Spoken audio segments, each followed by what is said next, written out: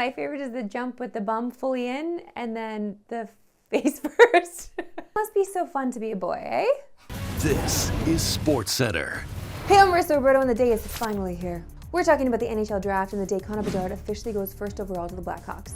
It's been the pick forever, and we were pumped for Bedard, who we got to ask 98 questions to before the draft. A couple were about his favorite player, Sidney Crosby, who, as we found out yesterday, will be the player he plays his first career game against. Your favorite NHL player right now in the league? Sidney Crosby's always kind of been my favorite ever since I was a kid, so I'll stick with him. As far as the betting odds go, Bedard is such a huge favorite to go first overall that FanDuel isn't even offering odds that he'll be picked there. So the real draft starts at pick number 2, and Adam Fantilli is the heavy favorite to go there. He's also going to steal the show with his suit game, which he teased to Julia already. Can you give us a sneak peek as to what you have in mind to wear in Nashville? Yeah, I got some pretty special designs that I went through with my parents, and I got some names on the back of my vest, and I got pictures on the inside of the liner, so it'll be pretty special to be able to walk up on the stage and bring all those people up there with me. 120 names, right? Yeah, something close to that, yeah. We cannot wait to see what that suit looks like, and can't wait to see where the rest of the field goes after him. And sticking with the second overall pick, let's now bring up my favorite bet, and that's who the second overall pick is going to hug first. With dad, mom, or sibling all at 2-1, and significant other plus 750. And huge odds for grandparent and agent. I feel like first hug is gonna go to his brother. For me, I'm betting brother on this one. The most interesting man in this draft though is Matvei Michkov, and that's because no one knows where he's gonna go. FanDuel set the line for him at 5.5. Don't worry, we'll have Craig Button on later in the show to talk about him. And in Craig's final mock draft, he had him going 4th to San Jose. So it might be worth the risk betting that under if you trust Craig, which we definitely do. Another fun bet to make on some teams is first position picked. For the Leafs at 28th overall, the favorite for a position to be picked is forward at -152. And since 2012, they've only selected 3 defensemen with a first-round pick. And if you want even more Leafs draft talk, just hang tight because we got Mark Masters joining us later in the show to talk more draft and free agency. Now joined by our guy Craig Button from Nashville to talk some draft. Great to see you, Uncle Button. Hello, Marissa from Nashville. Don't know if you've put on the cowboy boots and did a little line dancing, but I would highly recommend Nashville. I have not been to Nashville, but I have line danced before. You know I'm from Saskatchewan, okay? We take line dancing in gym class. Okay, Craig, outside of Connor Bedard, who's the guy projected to go in the top 10 that excites you the most? Interesting question. I think all signs point to Matvei Michkov being the most interesting player in the top 10. I mean, he's a talented, gifted player, and certainly now his opportunity to come and meet with NHL teams picking in the top 10, you know, they haven't had an opportunity to watch him, but they know how good he is. And he is a dynamic goal scorer that can really make a difference. Yeah, you have to wait 3 years. So what? When you get this type of talent, you're willing to be patient, and Matvei Michkov has that big-time talent.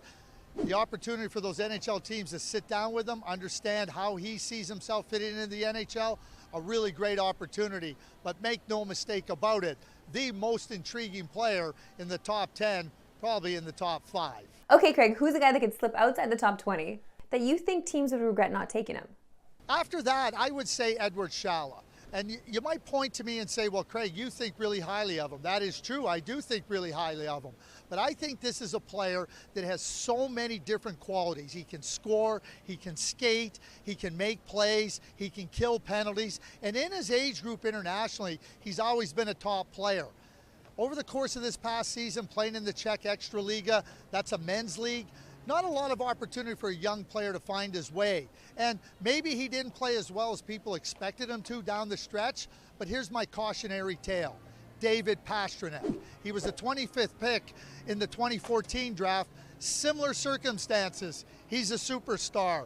What I would say to NHL teams, and I have said to NHL teams, don't David Pastrnak, because Edward Shala could be a star. Craig Button, a pleasure as always. Always a pleasure to join you, Marissa, and get down to Nashville. Okay, geez. You know what? I'll book it now. I'll do anything Uncle Button says. I'm sorry. Take a seat. Time now for my favorite segment and yours, Why We Love Sports Today. Why we love sports today. This is Browns edge rusher Myles Garrett, one of the best pass rushers in the NFL. And he showed no mercy going up against some kids at his camp. Ooh. Oh. This is the kind of lesson that kids need, okay? You don't give it to kids. You don't just let them have the ball for free, okay? There's no attaboys in sport. You gotta learn the hard way. And let's keep this kids getting messed with theme going because it's my favorite theme on this show. And this kid at a Fanatics event thinks he's gonna get a clean look with Joel Embiid lurking in the paint. Well, you got another thing coming, kid. First of all, traveling.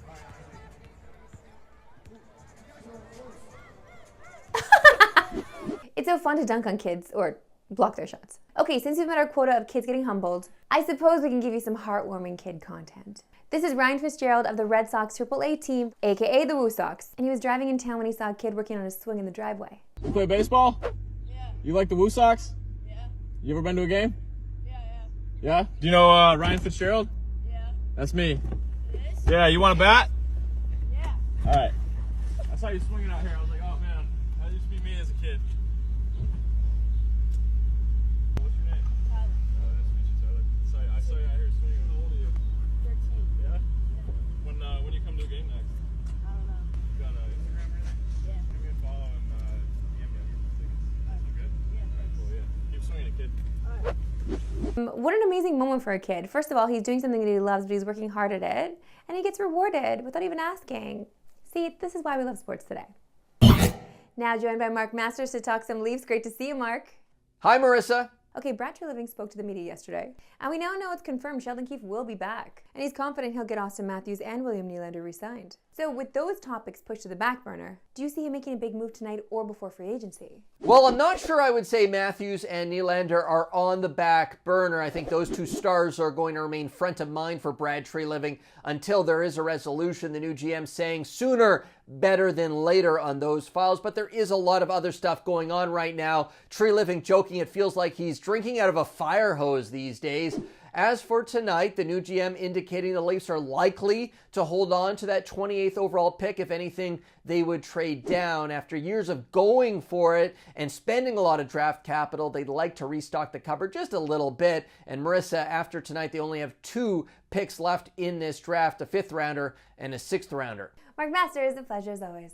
Buckle up, Marissa. It's going to be a fun few days. Okay, I'm buckled. Safety first. And sticking with the Leafs, UFA David Kampf has signed a 4-year extension with a $2.4 million AAV. And that wasn't the only signing we got today, as the Devils and Timo Meier agreed to an 8-year deal with an AAV of $8.8 million. Guy must love the number 8 or something.